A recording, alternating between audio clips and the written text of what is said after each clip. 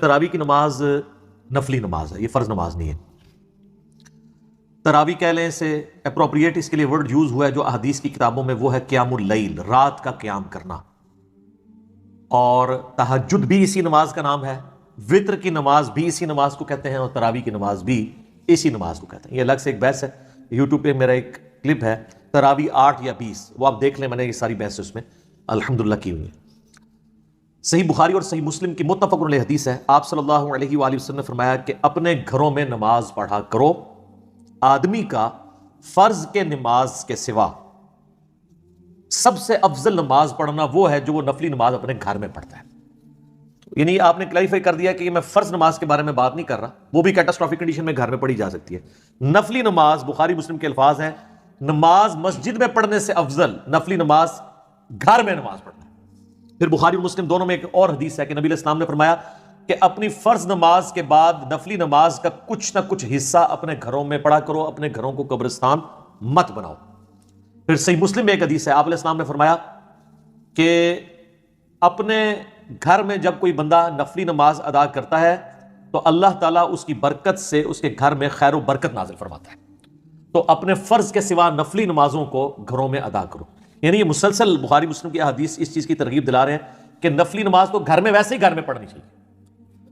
اب جہاں تک تراویح کا ایشو ہے، بخاری مسلم دونوں میں حدیث ہے سیدنا زید بن ثابت رضی اللہ تعالیٰ عنہ سے، وہ کہتے ہیں نبی علیہ السلام کے لیے مسجد نبی میں حجرہ لگایا گیا، آپ نے ہمیں قیام اللیل رمضان کا کروایا، 2 یا 3 راتوں تک کروایا، اور پھر آپ علیہ السلام اپنے حجرے سے باہر نہیں نکلے، لوگ باہر سے کھانستے رہے نبی علیہ السلام کو متوجہ کرنے کے لیے کہ ہم اتنے لوگ مسجد میں آئے ہوئے ہیں، اور وہ کہتے ہیں کہ صحابہ کا رش بڑھ گیا مسجد میں، ظاہر ہے مزہ آ رہا تھا، اللہ کے نبی قرآن پڑھ رہے تھے، تو نبی علیہ السلام فجر کے وقت پھر باہر نکلے، اور آپ فرمایا کہ مجھے تمہارے موجودگی کا پتہ تھا لیکن میں جان بوجھ کے باہر نہیں نکلا، کیونکہ مجھے یہ خدشہ ہوا کہ کہیں یہ اللہ تعالیٰ کو نماز اتنی پسند نہ آئے کہ وہ تم پہ فرض ہی کر دے اور تم پھر اس کا خیال ہی نہ رکھ سکو۔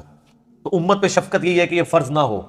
اور پھر ایک طریق کے اندر بخاری کے الفاظ ہیں، آپ علیہ السلام سخت ناراض ہوئے اسی حدیث میں، اور آپ نے فرمایا کہ جاؤ اپنے گھروں میں جا کے نماز پڑھو، اور وہ جو میں نے پہلی حدیث بیان کی تھی نا، وہ اسی حدیث کا حصہ ہے۔ آپ علیہ السلام فرمایا کہ مرد کا فرض کے سوا باقی جو نفلی نمازیں، سب سے افضل نماز وہ ہے جو اپنے گھر میں پڑھتا ہے، میری اس مسجد میں نماز پڑھنے سے بھی بہتر نماز ہے۔ یعنی اللہ کے نبی کے پیچھے کوئی فرض نماز کے سوا نفلی نماز پڑھے اور مسجد نبوی میں بھی پڑھ رہا ہو، تب بھی ان دونوں سے بہتر ہے گھر میں وہ نفلی نماز پڑھے۔ تراویح کی نماز نفلی نماز ہے، سنت موقدہ کہہ لیں، جو بھی اس کو ساتھ کہنا ہے تو نفلی نماز ہے، تو باقی چیزیں تو پھر بالکل چھوٹی رہ جاتی ہیں۔ اگر اللہ کے نبی کے پیچھے پڑھنے سے، مسجد نبی میں پڑھنے سے بہتر ایک مرد کے لیے گھر میں نفلی نماز پڑھنا ہے، اور یہ قیام رمضان کی بات ہو رہی ہے تراویح کی، تو نبی علیہ السلام نے یہ ترغیب دلائی کہ قیام رمضان گھر میں کیا جائے، اس چیز کی آپ علیہ السلام نے ترغیب دلائی۔ اور یہی وجہ ہے کہ آپ کو پتہ ہے شیعہ کا اس میں پھر بڑا ایکسٹریم موقف ہے، وہ تو اسے بدعت سمجھتے ہیں، اور دوسری طرف سنیوں نے ایک ایکسٹریم رویہ اختیار کیا ہے کہ پبلک کو یہ کہانی کرا دی کہ جو تراویح نہیں پڑھتا اس کا روزہ ہی نہیں ہوتا۔ اب جب ہم کہتے ہیں کہ یہ کہاں لکھا ہوا ہے تو کہتے ہیں ہم نے تو کبھی کہا نہیں ہے، تو یہ کون کہانی کروا گیا؟ صدیوں سے کہہ رہے تھے کہ جی وہ بغلوں میں بت رکھ کے آتے تھے، ابھی بھی کروڑوں عوام ان کی یہی کہتی ہے، لاکھوں نہیں کروڑوں، تو رفع الدین ہوتا تھا۔ ہم کہتے ہیں کہاں لکھا ہے، کہتے ہیں جی پتہ نہیں۔ یعنی وہ اسی طریقے سے جیسے وہ کہتے ہیں نا یہ ہمارا جوڈیشری کا بیان نہیں ہے، یہ ویسے ہم نے ایک بیان دیا ہے، مزہ بھی لوٹ رہے ہیں ان بیانات کا، پبلک کو کہانی کروائی ہوئی ہے، اور دوسری طرف جب ہم اس کو لے کے آتے ہیں علمی عدالت کے اندر تو وہ کر جاتے ہیں۔ یہاں پہ بھی انہوں نے یہی کیا ہوا۔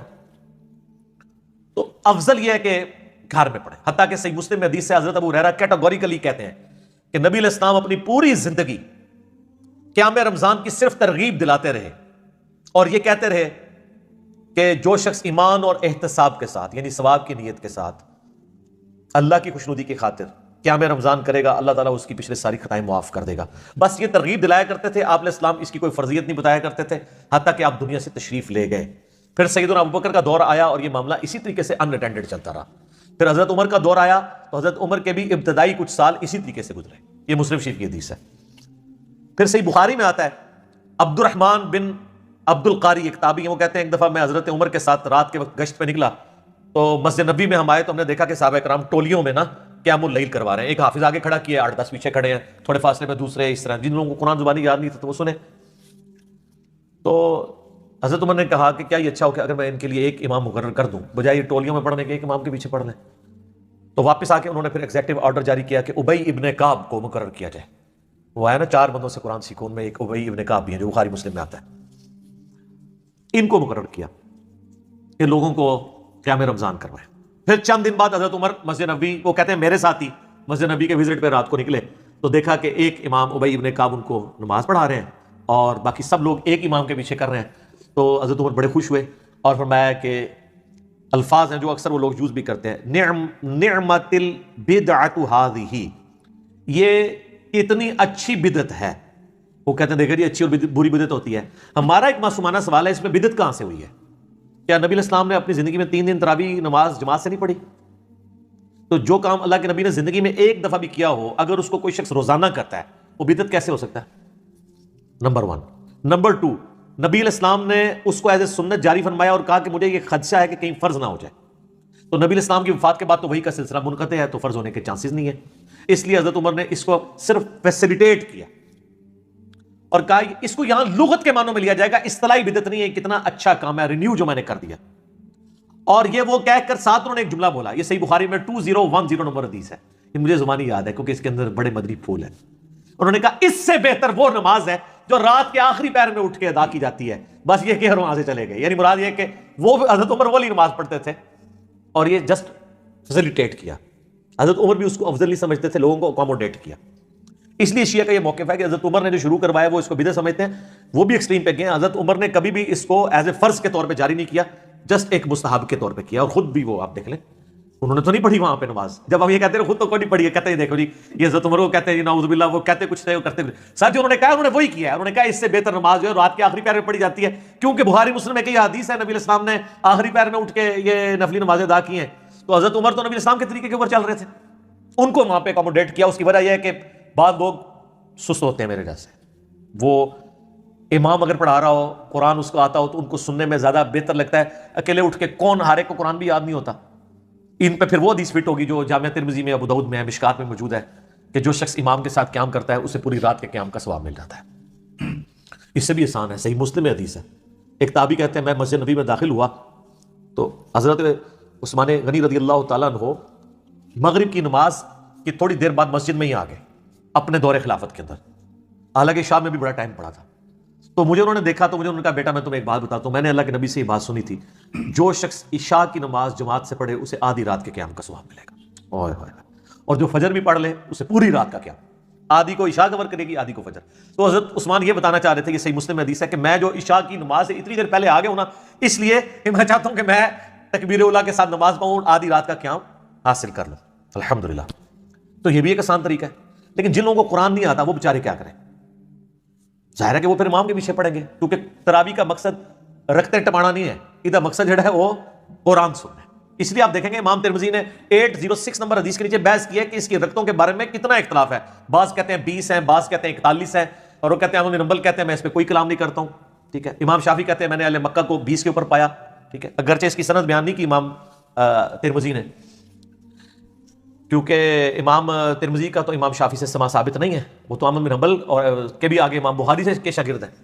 بہرحال چلیں ہم for the sake of argument ان کی یہ بے سند بات مان بھی لیں تو دلیل تو اس سے یہ ثابت ہو گیا کہ امام ترمذی خود مانتے ہیں کہ کوئی اتفاق نہیں ہے، یہ نفلی عبادت ہے، کوئی جتنی مرضی کر لے.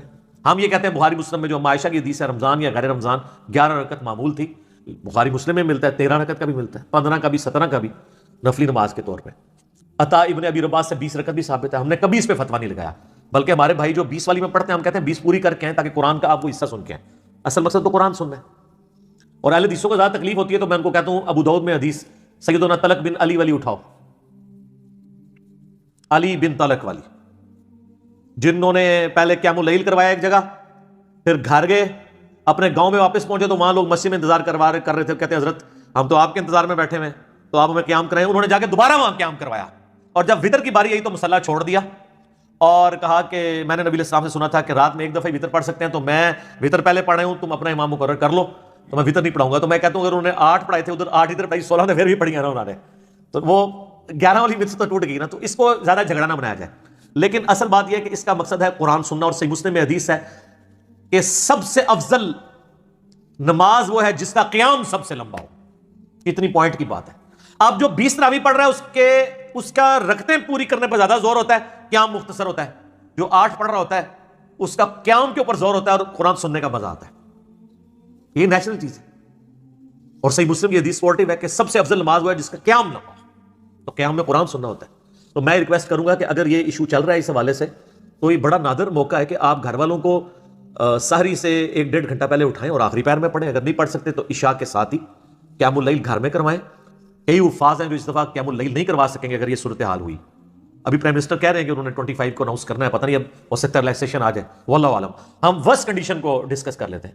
تو ٹھیک ہے, حفاظ اپنے گھر میں قیام اللیل کروائیں, اور جو لوگ حافظ نہیں ہیں وہ مصحف سر قرآن ہاتھ میں پکڑ کے قیام اللیل کروائیں, اس میں کوئی حرج نہیں ہے, آپ کروا سکتے ہیں. صحابہ اور تابعین کا عمل ہے. اس کے اوپر میرا آلریڈی ایک کلپ بھی ریکارڈڈ موجود ہے صحیح بخاری میں, انٹرنیشنل نمبر کے مطابق 692 نمبر حدیث کی ہیڈنگ میں امام بخاری نے تعلیقاً یہ نقل کیا ہے کہ سیدہ عائشہ کا غلام تھا زکوان, جو ان کو نماز پڑھایا کرتا تھا مصحف اپنے ہاتھ میں پکڑ کے. لیکن امام بخاری نے اس کی سند نہیں لی. اس کی پوری سند جو ہے وہ سنن کبریٰ البیہقی میں اور المصنف عبد الرزاق میں موجود ہے. اس کے اندر موجود ہے کہ وہ رمضان کا قیام کروایا کرتا تھا, اور پوری سند کے ساتھ ہے. تو اس سے ثابت ہوا کہ امام مصحف پکڑ کے بھی قیام کروا سکتا ہے.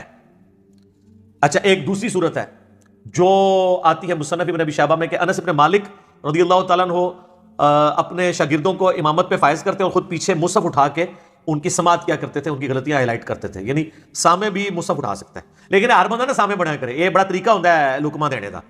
ہر بندے کو نہیں ہے کہ بعض اوقات وہ متشابہ آیات آتی ہیں, خام لقمہ دے دیں گے, کنفیوز ہو جاتا ہے. وہ قاری 1-2 آیات آگے جا کے اس کو خود اندازہ ہو جاتا ہے, وہ واپس آ جاتا ہے. جو ایکسپرٹ لوگ ہیں وہی صرف لقمہ دیں, ادروائز وہ قاری پھر کنفیوز ہو جاتا ہے, اور آپ دیکھتے ہیں کہ جگہ لڑائی بھی ہو جاتی ہے. اور ویسے اب قاریوں کے لیے چھلانگیں مارنا بھی مشکل ہو گیا.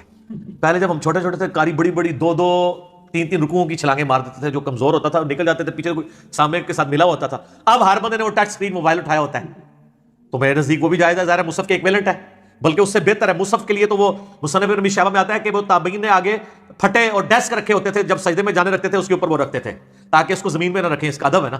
تو موبائل کے لیے تو مسئلہ نہیں ہے, وہ آپ اسی طریقے سے اس کو جیب میں ڈال لیں گے. لیکن ایئر فلائٹ موڈ یہ نہ تھی اپنے میسج بھی چیک کرتے رہو, ایک کام نہیں ہونا چاہیے. ایئر فلائٹ موڈ میں رکھیں, اور اس میں آپ, اور بہتر ہے کہ آپ ترجمہ بھی ساتھ پیرلل میں کھول لیں تاکہ آپ پیرلل میں اپنا ترجمہ بھی کور کریں, آپ کا پورا کا پورا قرآن کور ہو جائے گا. کتنی بڑی یہ نعمت ہے. اور اس میں فرض نماز یا نفلی نماز کی کوئی تخصیص نہیں ہے, اپنی اصل میں یہ چیز ثابت ہو گئی ہے. کیونکہ صحیح مسلم میں آتا ہے کہ نبی صلی اللہ علیہ وآلہ وسلم, صحابہ کرام کہتے ہیں کہ ہمیں نماز پڑھایا کرتے تھے, اور جب اللہ تعالیٰ کی رحمت کی آیات آتی تو وہ قرآن کی قرات روک کے اللہ سے دعائیں کیا کرتے تھے, رحمت کی, جنت کا سوال کرتے تھے. یہ فرض نماز کے لیے صحیح مسلم ہے. اور جب جو ہے وہ عذاب کی آیات آتی تو آپ ادھر ہی قرات روک کے اللہ تعالیٰ سے عذاب جہنم کے اگینسٹ پناہ مانگا کرتے تھے. تو اس میں فرض و نفل کی کوئی تخصیص نہیں ہے, اپنی اصل میں چیز ثابت ہے کہ آپ اس طریقے سے دیکھیں کتنی کنسنٹریشن ہے, آپ کو تراویح پڑھنا آسان ہو جائے گا. ادروائز آپ کو تو کوئی انٹرسٹ نہیں ہے سوائے طرز کے, بس ٹون کے ساتھ لوگ چل رہے ہوتے ہیں. اور بعض تو اس میں ہوتے ہیں کہ بس یعلمون تعلمون سمجھ آئے 20 منٹ میں 20 تراویحیں ختم ہو جائیں, حالانکہ اس کا مقصد تو قرآن سننا ہے. میرے خیال میں ایٹ لیسٹ تراویحوں میں 2 گھنٹہ چاہیے ہوتا ہے, اگر آپ نے مصحف کا اتنا حصہ پڑھنا ہے کہ آپ ایک رمضان میں پورا قرآن مکمل کریں. اور آپ دیکھ لیں اہل حدیث کتنے آرام سے پڑھتے ہیں, عموماً 2.25 گھنٹے ان کے لگتے ہیں 8 تراویح. تو حنفی تو 2 دفعہ 20 پڑھ کے چلے جائیں تو اتنے وقت میں جا سکتے ہیں, ٹھیک ہے. تو وہ مقصد نہیں ہے نا. تو اہل حدیث کے یہاں آپ کو پتا قرات کا بھی شوق بھی ہے, پھر پڑھتے بھی سکون کے ساتھ ہیں, کوئی چھلانگیں بھی نہیں ہوتی ہیں. اور ہر دوسرے بندے نے موبائل اور مصحف, آپ حرمین میں بھی دیکھ لیں لوگوں نے مصحف اٹھائے ہوتے ہیں, وہ کاری غلطی کر نہیں سکتا, فوراً پکڑا جائے گا, ڈنڈی مار نہیں سکتا. تو یہ ایک بہت بڑی نعمت ہے, اس کو یوٹیلائز کریں. میں تو کہتا ہوں یہ موقع آیا ہے کہ اپنے گھر میں آپ قیام اللیل کروائیں, ڈیسک رکھ کے سامنے مصحف ہاتھ میں اٹھائیں یا موبائل میں آپ یہ قیام اللیل کروانا شروع کریں. اور پیچھے والے جو ہیں وہ بھی بے شک لے کے کھڑے ہو جائیں, ساتھ ترجمے والا قرآن ہو تو زیادہ بہتر ہے, تاکہ آپ کو پتہ چلے کہ کیا پڑھا جا رہا ہے, آپ بڑا انجوائے کریں گے اس کو. تو میں تو کہتا ہوں اس موقع کو غنیمت جانیں, اور اس کی اصل کو سپورٹیو حدیث بھی ہے. بخاری مسلم دونوں میں حدیث ہے کہ نبی علیہ السلام اپنی نواسی امامہ بنت ابی العاص کو اپنی گود میں اٹھا کے, صحابہ کرام کہتے ہیں میں فرض نماز کی امامت کروایا کرتے تھے. جب آپ رکوع اور سجدے میں جانے لگتے تو اس بچی کو سائڈ پہ بٹھا دیتے, جب آپ قیام میں آتے دوبارہ اٹھا کے گود میں اٹھا لیتے. اور سنن نسائی میں اور مسند احمد میں تو سیدنا حسن حسین کے بارے میں کہ نبی علیہ السلام ان کو اٹھاتے تھے, کندھے پہ سوار ہوتے تھے, نماز پڑھ رہے ہوتے تھے, جب آپ رکوع میں جانے لگتے اٹھا کے سائڈ پہ رکھتے, جب سجدے میں جاتے وہ پھر چڑھ جاتے اوپر, پھر آپ علیہ السلام سجدہ لمبا کر دیتے, اور جب آپ 2 سجدوں کے درمیان بیٹھتے اٹھنے لگتے تو یوں پکڑ کے سائڈ پہ کرواتے. بعد میں صحابہ کرام نے کہا یا رسول اللہ گھر چھوڑ آتے, تو آپ کہتے نہیں ٹھیک ہے.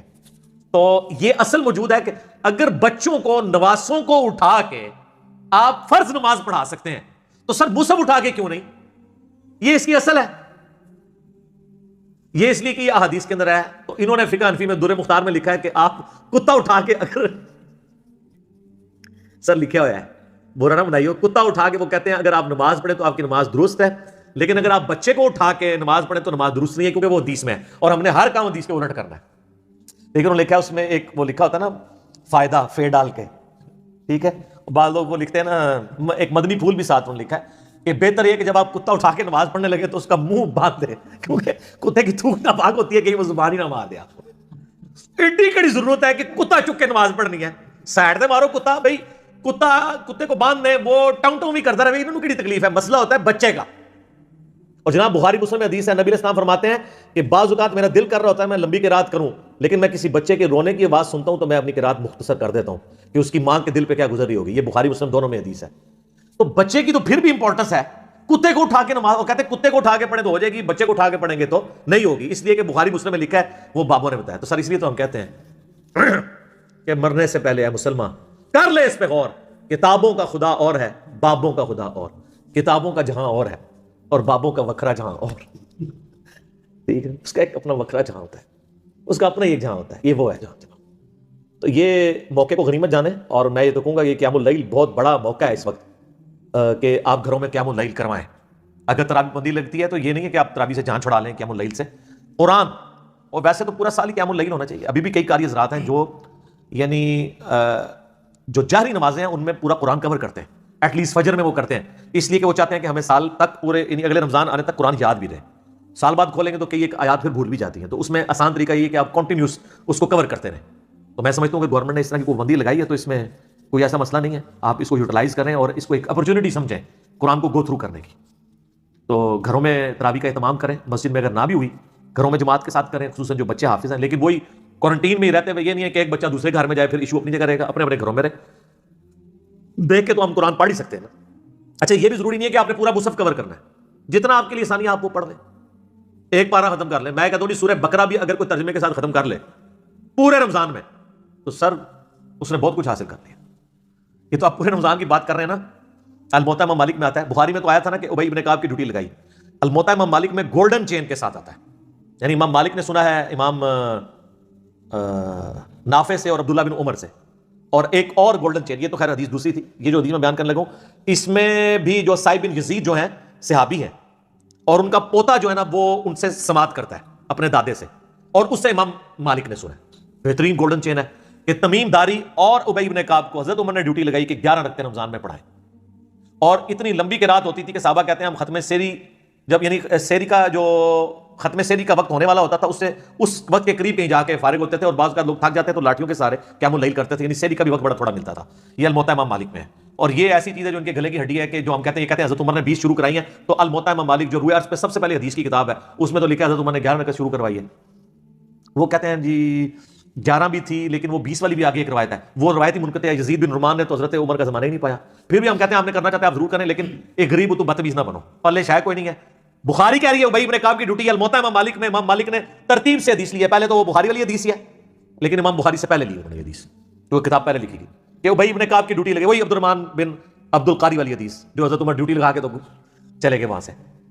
اور ابی ابن کعب کا لکھا کہ انہوں نے 11 رکعت پڑھائی، اور اس میں الفاظ ہیں کہ امام 8 یعنی جب تراویح کی رکعت میں یعنی 11 رکعت پڑھایا کرتے تھے، اور سورۃ البقرہ امام جب 12 رکعتوں میں ختم کرتا تھا نا تو ہم اس وقت ریلیکس کیا کرتے تھے کہ یار 8 سکون ہے. ادروائز وہ ظاہر 8 رکعتوں میں کرتا تھا. 12 اس طرح بن گئی نا کہ 8 قیام اللیل کی ہو گئی، اور وتر کی 2 رکعتیں 10، اور 2 عشاء کے فرضوں کی 4 رکعتیں، تو یہ 12 رکعتیں اس طرح پوری ہو جاتی ہیں. تو لہٰذا اہل حدیث جو اکثر لوگ اعتراض کرتے ہیں نا کہ اہل حدیث عشاء کے فرضوں میں کیوں قیام اللیل شروع کروا دیتے ہیں، تو یہ جائز ہے. الموطا امام مالک میں سپورٹو اس کو حدیث موجود ہے. تو صحابہ کرام تو جناب روزانہ سورہ بقرہ کے برابر پڑھتے تھے. تو سورہ بقرہ کتنے پڑھتا ہے؟ 2.5 پاڑے پڑھتے تھے، اور جا کے ساری کے قریب فارغ ہوتے تھے. اس کا مطلب یعلمون تعلمون نہیں پڑھتے تھے، سکون سے پڑھتے تھے. اچھا میرا سوال ہے، برا نہیں بنانا آپ نے، یہ آپ کے بزرگ جو روزانہ 3 قرآن اور 8 قرآن رات کو پڑھتے تھے وہ کیسے پڑھتے تھے؟ صحابہ کرام تو نہیں پڑھ سکتے تھے. صحیح مسلم میں حدیث ہے، نبی علیہ السلام فرمایا تم میں سے کس کی استطاعت ہے کہ 1/3 قرآن روزانہ رات میں پڑھے؟ صحابہ نے کہا کہ یا رسول اللہ اتنی استطاعت کس میں ہو سکتی ہے؟ جن کا وکھرا جہاں ہو وہی کر سکتے ہیں. تو حضور نے فرمایا کہ سورہ اخلاص پڑھ لو 1/3 قرآن کے بعد. اگر یہ اپنے بابوں کے لیے کہنا کہ 24 ٹائمز وہ سورہ اخلاص پڑھتے تھے، اس سے مراد 8 قرآن تو ہم مان لیں گے. بلکہ ترمذی میں تو حدیث ہے جس نے 3 دن سے کم میں قرآن پڑھا اس نے قرآن کے فہم کا حق ہی نہیں ادا کیا. اور یہ ان کو کہا جا رہا ہے جن کو عربی آتی تھی. جنہوں عربی آندی نہیں ہے وہ اگر روزانہ 61 قرآن 3 قرآن 8 قرآن، وہ کہتے ہیں کہ امام حنیفہ 61 قرآن پڑھتے تھے. 61 کس طرح؟ وہ کہتے ہیں جناب ایک قرآن جو ہے نا دن میں پڑھتے تھے اور ایک رات میں. کتنے ہو گئے؟ 60 30 روزے میں. اور ایک تراویح بھی پڑھتے تھے 61 ہو گئے. اور یہ عمومی عمل تھا ان کا، کیونکہ 29 بھی روزے ہوتے تھے. جب 29 ہوتے ہوں گے تو پھر 2 قرآن کام ہو جاتے ہوں گے نا 59. مطلب کہانی ہے لیکن اس کو ڈسکس کرنے میں تو مسئلہ نہیں ہے. جو مرضی کہانی کراتے رہیں جی، آپ جو مرضی لوگوں کو بتائیں. بہرحال یہ تراویح قیام اللیل گھر میں کروا سکتے ہیں، اور بلکہ یہ افضل ہے کہ گھر میں کیا جائے.